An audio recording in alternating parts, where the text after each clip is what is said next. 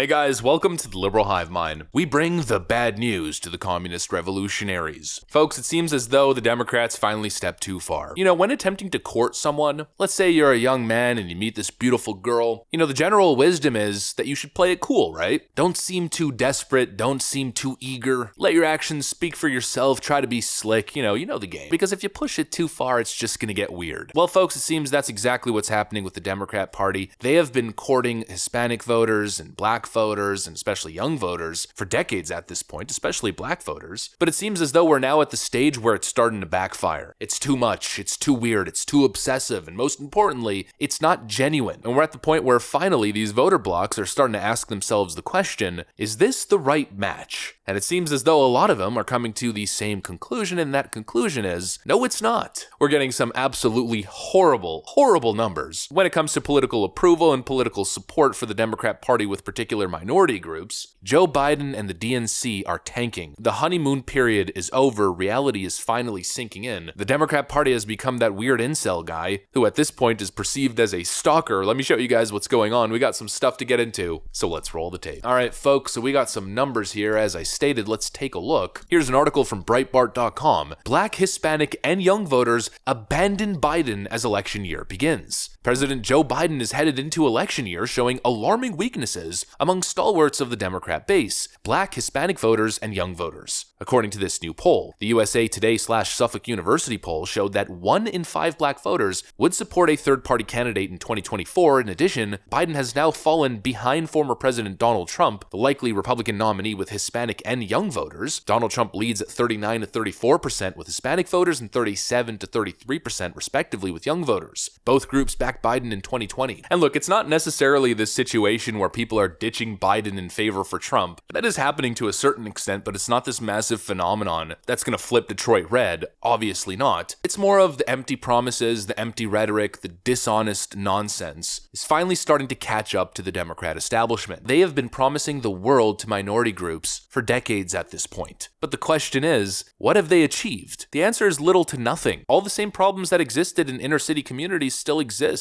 In many cases, they're worse. The public education system in Democrat cities and inner city communities is falling apart. Democrat policies simply haven't delivered for black voters. And even worse, I think this is a big factor, the Democrats shot themselves in the foot in 2020. They promoted so many phony narratives about police officers, police brutality, inequality, and systemic racism throughout 2020 during the time of riots, tagging on to slogans like defunding the police reform, and criminal justice. They played into all the far left talking points. They pushed the rhetoric, but when push comes to shove, they were a no-show in taking power. And so even the far left activist types are done. People are wondering, what is he doing in terms of police accountability and criminal justice reform? Lang also says the president better show up more. People always want to see people actually paying attention, and sometimes that means being able to physically be here and engage. Black turnout soared here in the Obama years, but it dropped in 2016 and was flat in 2020. The alternative is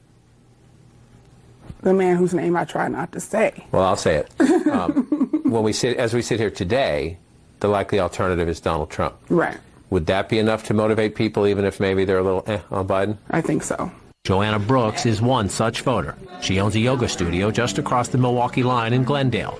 All right, y'all. Like many we met in the city, Brooks says black voters get taken for granted. Even far-left activist types are disappointed. Well, obviously, that's what happens when you make a bunch of ridiculous promises. When you pretend as if you're a socialist progressive during election season, you promote the most radical of stances, which aren't actually all that popular, and then the moment you get in office, well, it's time to compromise now, isn't it? Well, that type of dishonesty, failing to deliver on promised policies, makes you look horrible. It makes you look disingenuous. And of course, that's not Joe Biden's only problem. There's also the economic issue, which is playing a major factor. Here's Fox News questioning Hispanic voters following the shocking data of this poll. Blocks. Look at this. Former President Trump leading him, even with the margin of error. by 5 points among Hispanic voters and edging out a 4-point lead with voters under the age of 35. Even in just the last election, tax policy didn't affect even myself and other young voters the way that they do this election. And so when we're feeling it, just in our bank account and at the grocery store, we're going to vote based on that. And again, the conservative message is really resonating with the traditional Hispanic families. Hispanics are entrepreneurs. And with Biden's America right now, Hispanics are struggling to stay afloat. And Hispanic small businesses and the entrepreneur's spirit is dying under Biden's leadership. And young Hispanics are going to flock behind a candidate that can support and champion working class families, reduce inflation, and pave the way for better economic and entrepreneurial opportunities here in the United States. These are historically Democrat voter groups, and they're telling the Democrats directly, listen, we're struggling and so we're looking for an alternative here. And well, what's the Biden team's response? Well, there's this little clip, which I actually played in the previous video I also recorded.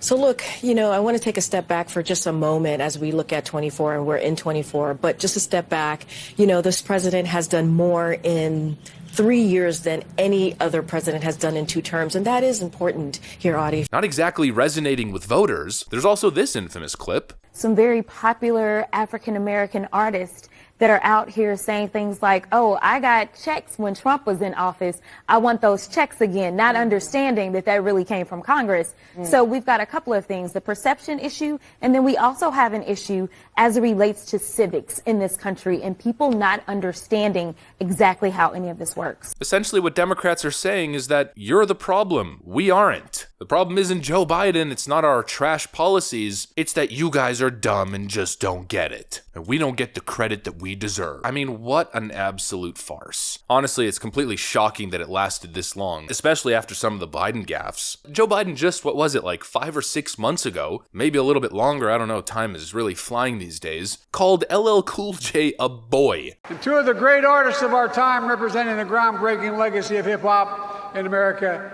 LL Cool J. By the way, that man's got biceps bigger than my thighs. I think he's been...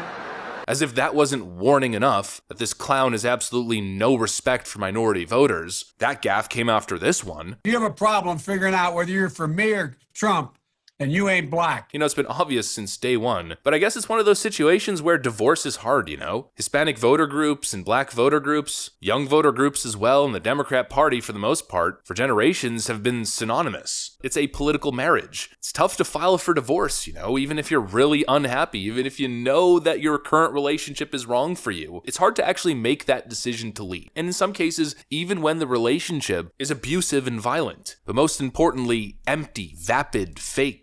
I think Kamala Harris is the perfect example of that. What was the Democrat play to gain favor with black voters? It wasn't connection, being on the ground, and delivering results. It was, let me pick Kamala Harris as a token vice president so I can pander to that voter group without having to actually do any work. That should have been the biggest slap in the face, but unfortunately it did kind of work. If I was a black voter, that would have been the first sign for me to jump ship. Obviously, this isn't genuine. Obviously, they think I'm stupid and I'm simply gonna vote for their ticket because of this empty virtue signal. Well, it did work initially, but the question is it still working? Not so sure about that one. Joe Biden's approval rating amongst black voters is now down a whopping 17 points since his first year in office, and it's not exactly better for Kamala Harris. Impeachment insurance, Kamala Harris polls worse than Joe Biden, even among black voters. I think people are sick of the empty political rhetoric, the phony promises, just the disingenuous nature of it all. It seems as though the honeymoon period is over. It seems as though the empty void of substance pandering is beginning to fall short, and all I'm saying is it's about damn time. Anyways, that's what I got for you guys on this one. Hopefully you enjoyed it. If you did, make sure to leave a like and possibly subscribe to the channel. Thanks for watching, and I'll see you on the next one.